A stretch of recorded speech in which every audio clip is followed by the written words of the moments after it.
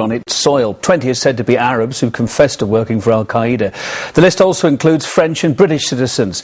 Meanwhile, Washington denies being indirectly involved in smuggling arms to the Syrian rebels. Media sources said the US is coordinating support through Qatar and Saudi Arabia, as we were reporting last night. The rebels admit receiving more weapons, but also have a leadership crisis to contend with as well now. The country's opposition coordination committees have slammed the exiled Syrian National Council as a failure. The SNC's chief says he's stepping down. British-based journalist Neil Clark thinks the opposition's lost credibility. The Syrian National Council, we knew before this week that they were a very fractured and divided opposition. The only thing that unites these people is their hatred of the regime.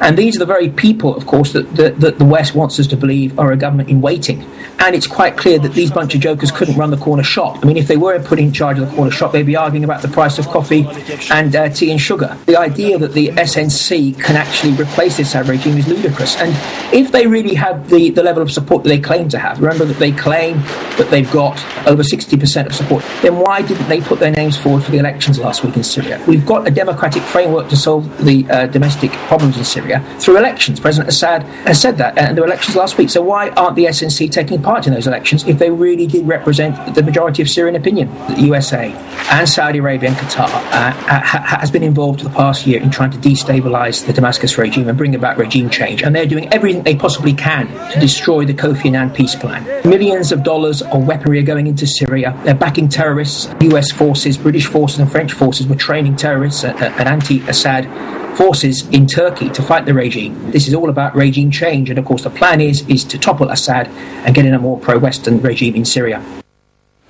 Syria's president's rounded on the UN-backed peace plan for failing to stop civilian bloodshed. More than a month into the ceasefire now, violence remains high. In a rare television appearance, President Assad told Russia's Rossiya 24 news channel that his country is fighting foreign mercenaries masking themselves as the Free Syrian Army.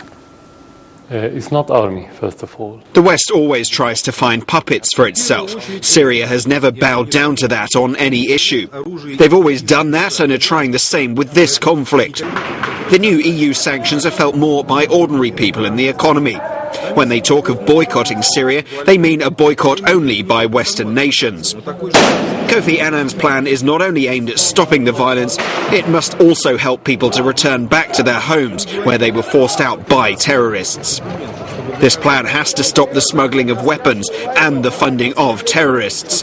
It must put pressure and hold accountable other states openly claiming that they will support tension in Syria. They only talk about violence coming from the government side and not a word about terrorists.